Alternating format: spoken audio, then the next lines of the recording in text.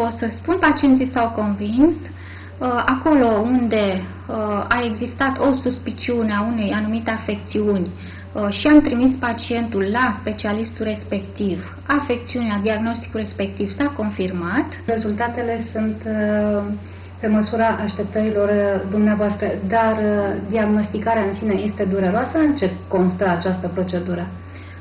Nu este dureroasă. Investigația cu aparatul de biorezonanță este o investigație neinvazivă, nedureroasă. Practic se ține un electrod în mână la nivelul umbilicului.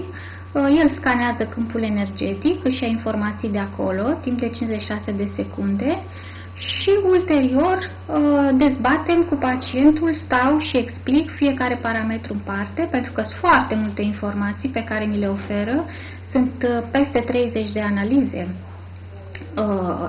de laborator, așa cum cunosc pacienții, analizele în adevăratul sens al cuvântului, plus parametrii funcționali pentru fiecare organ în parte.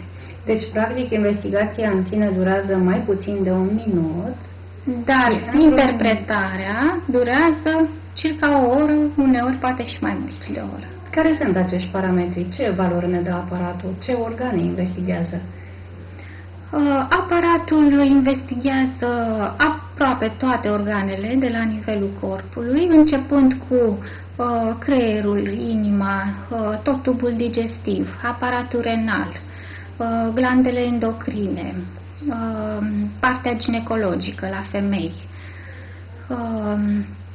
partea de imunitate, până și toxinele. Deci există un capitol de toxine și de multe ori pacienții au confirmat sau dacă nu își aminteau în primul moment că ar fi stat într-un mediu toxic sau ar fi ingerat anumite substanțe toxice, ulterior își aminteau și confirmau că așa este, cum spune aparatul. Parametrii de imunitate, vitamine, minerale, carențele, bineînțeles că excese nu prea sunt. Deci cam tot. Ce boli pot fi depistate cu ajutorul acestui aparat cu biorezonanță magnetică? Păi, în general, cam orice afecțiune ce se poate regăsi la fiecare dintre aceste nivele. Deci, pe tubul digestiv, patologia specifică, pe cardiovascular la fel, pe renal, pe endocrin și așa mai departe. Tratamentul în ce constă? Este el un tratament standard sau este individualizat în funcție de fiecare persoană în parte? Nu poate fi un tratament standard pentru că nu toți pacienții au aceleași antecedente, reacționează la fel, la același stadiu de boală și așa mai departe. Tratamentul este individualizat, este personalizat, la fel și dietele. Pentru diete, de exemplu, atunci când le personalizez, eu țin cont de stadiul afecțiunii, vârstă, sex, anotimp, energia alimentelor, patologia colaterală, comorbiditățile și așa mai departe. Ați avut și persoane care au venit la dumneavoastră din cauza faptului că au probleme cu kilogramele în plus și că aceste kilograme în plus nu le afectează numai estetica, ci și sănătatea. Le-ați prescris un tratament și au fost rezultate? Da, slavă Domnului, au fost rezultate în cazul curelor de slăbire. Pacientele au fost deschise, nu li s-a părut ceva foarte greu sau imposibil de ținut. Dieta personalizată în funcție de fiecare pacientă. Ideea este că slăbirea a fost între 3 și 5 kg pe lună, nici nu se recomandă mai mult, tocmai pentru a nu agresa organismul foarte tare. Cele 5 kg sunt considerate ca fiind maximum, deci nu putem sări peste acest prag. Iar mulțumirea a fost și mai mare în momentul în care au constatat că la întreruperea curei au reușit să-și mențină greutatea, pentru că sunt paciente care au venit și au urmat diverse cure de slăbire din alte surse, dar în momentul în care au întrerupt aceste cure, nu numai că au revenit la greutatea inițială, ba de multe ori au și depășit-o. Dar își mențin această greutate în condițiile în care revin la vechile obiceiuri anterior începerii tratamentului prescris de dumneavoastră, sau urmând acest tratament treptat, persoana respectivă se obișnuiește cu un anumit stil de viață? Sunt cazuri și cazuri. Sunt persoane care și-au resetat, cu ghilimele, organismul și au trecut pe un alt stil de viață și s-au obișnuit așa. Practic, n-au mai putut reveni la ceea ce a fost inițial. Sunt persoane care au readaptat niște obiceiuri din cele inițiale, dar au învățat să-și regleze în timp, periodic, anumite aspecte dietetice, astfel încât să nu mai sară pragul de a fi obez, de a ajunge la obezitate. Ce vi s-a spus? Este greu, este ușor să ții o astfel de dietă? Este strictă dieta aceasta? Nu este o dietă strictă, nu, fiecare își adaptează nevoile organismului său. Aș vrea să precizez din start, pentru că am văzut că există o confuzie. Eu nu lucrez cu număr de calorii. În medicina, în apifitoterapie, nu există această noțiune, deci noi nu suntem nutriționiști, nu lucrăm cu număr de calorii. Principiile după care stabilim și recomandăm o dietă sunt cu totul altele.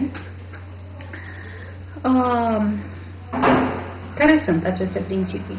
Se coroborează foarte multe aspecte și foarte multe date.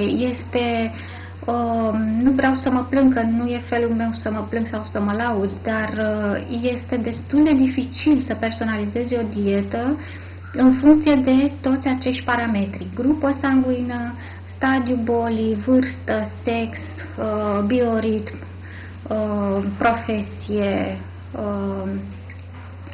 așteptările pacientului, anotimp, energia alimentelor. Sunt foarte multe aspecte de care țin cont atunci când concep o dietă. Deci dacă o persoană vine la dumneavoastră cu o anumită afecțiune și îi recomandă unei cunoștințe să urmeze tratamentul pe care l-ați prescris dumneavoastră, acea cunoștință având aceeași boală, este o atitudine greșită, înțeleg eu. Sigur, nu se potrivesc la aceleași lucruri. Sigur, persoana respectivă nu are aceeași grupă sanguină,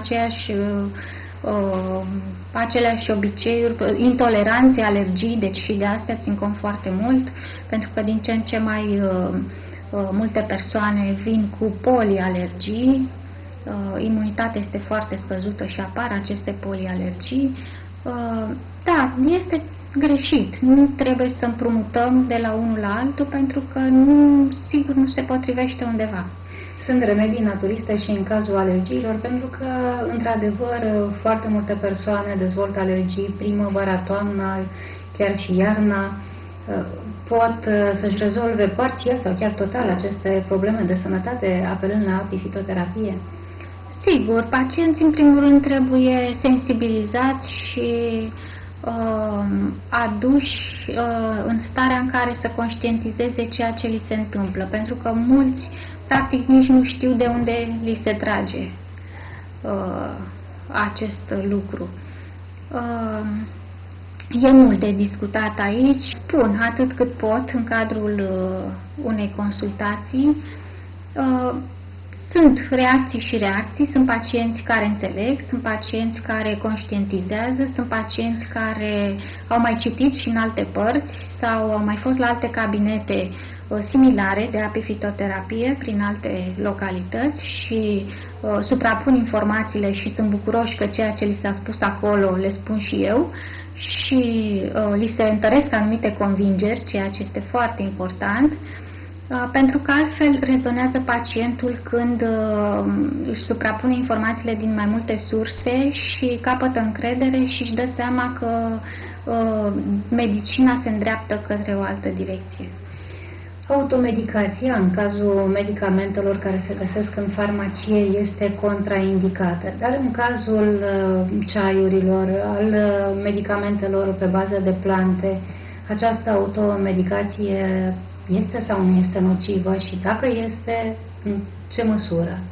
Adică dacă un pacient vrea să-și rezolve problema de sănătate intrând într-un plafar și solicitând anumite medicamente naturiste, este corectă atitudinea asta? Are el rezultatele pe care le dorește sau și în cazul medicinei naturiste este nevoie ca un medic să știe cum să combine aceste ceaiuri, medicamente pe bază de plante?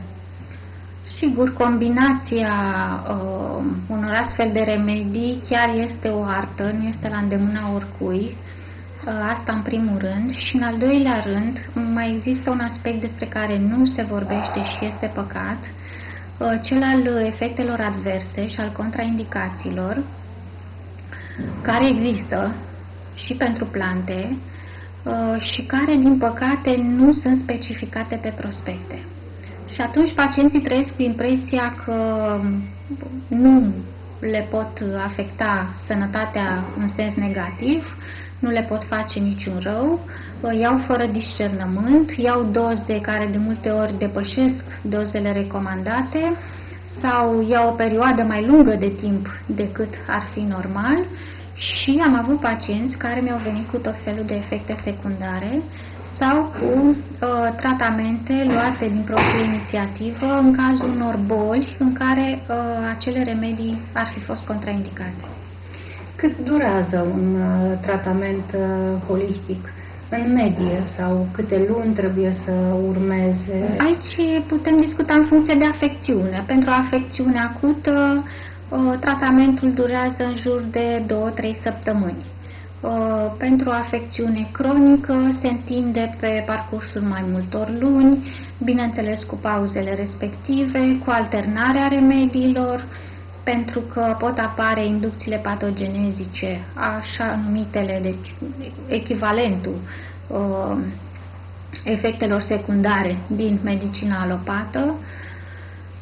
Și atunci organismul nu trebuie să ajungă la astfel de limite. Deci tot timpul trebuie să prevenim astfel de fenomene. Și inclusiv dieta. Deci, pentru că am vorbit mai devreme de curele de slăbire. Am avut paciente care au urmat dieta și tratamentul pentru o cură de slăbire pe parcursul la 5-6 luni. Nu vă închipuiți că 5-6 luni au urmat aceeași dietă.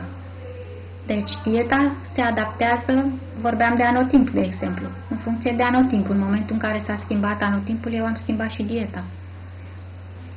De aceea este necesar ca o persoană, odată ce se decide să înceapă un tratament apifitoterapeut, să se prezinte periodic la medic. Cam la ce perioadă? Cam la 3 luni. În general, prima lună sau, dacă organismul e foarte intoxicat, și a doua lună, procedez la o cură de detoxifiere. În momentul în care intru pe terapia de organ, pe terapia țintă, cam 3 luni recomand o cură.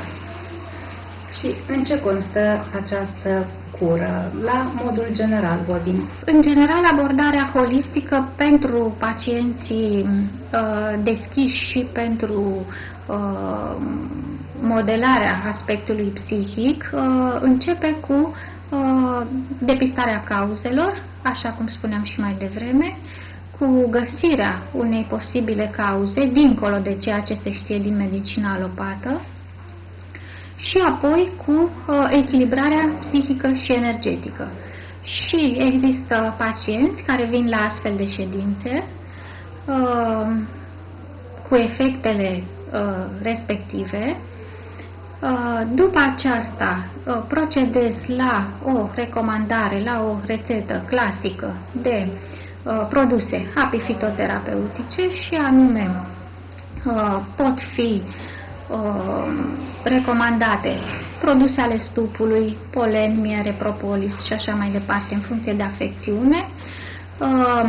Pot fi recomandate ceaiuri, remedii naturiste sub formă de comprimate, capsule, ovule, supozitoare și așa mai departe. Formele de prezentare sunt multiple, gemoderivate, de exemplu, Unde se găsesc acestea? Se găsesc în plafar, sunt ușor de procurat, sunt accesibile ca preț. Desigur, aici ar fi de discutat. Sunt pacienți care vin cu ideea preconcepută că un tratament naturist ar necesita un timp mai îndelungat. E adevărat? Nu este adevărat.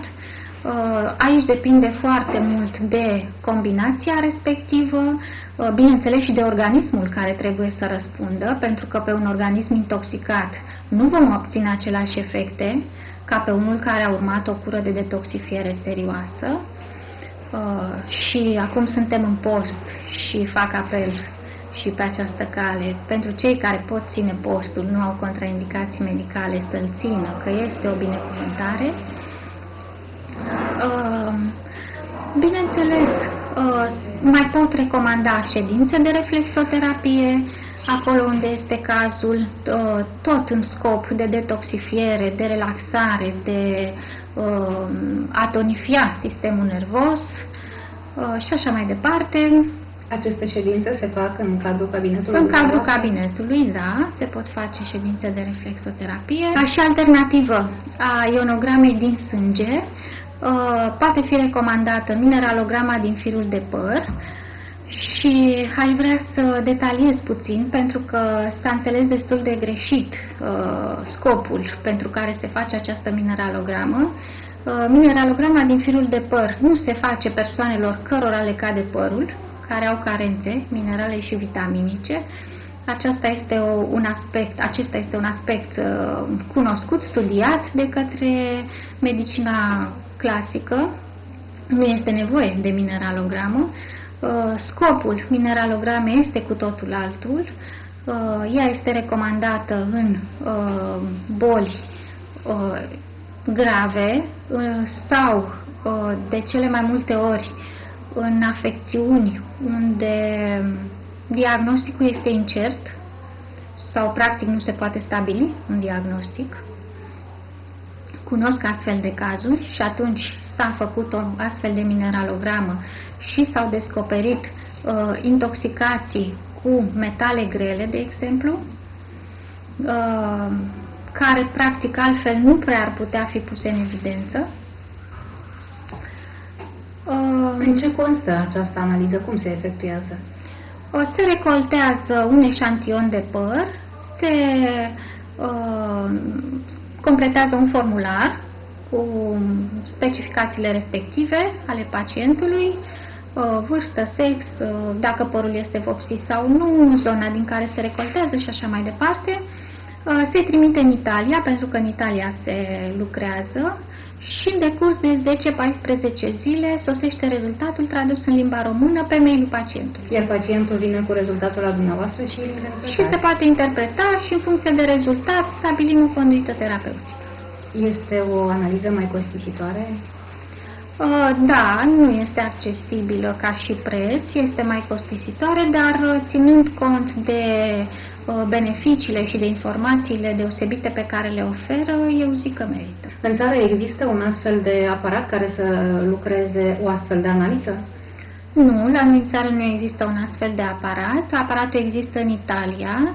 Toți medicii care dețin un contract de colaborare cu firma respectivă se ocupă practic doar de recoltarea eșantionului de păr și de trimiterea lui în Italia. Acolo se lucrează, se analizează și se trimite răspunsul pe mail. Consultații de medicină generală, stabilirea diagnosticelor prin intermediul aparatului de biorezonanță magnetică, mineralograma firului de păr, echilibrare psihică și energetică, reflexoterapie, masaj terapeutic și terapii naturale. De toate acestea pot beneficia cei care trec pragul cabinetului medical individual Holimed, dr. Cerasela Nicoleta de Vencea. Medicina holistică tratează organismul ca un întreg, iar pacienții care au apelat la terapiile naturiste apreciază beneficiile unor astfel de metode de diagnostic.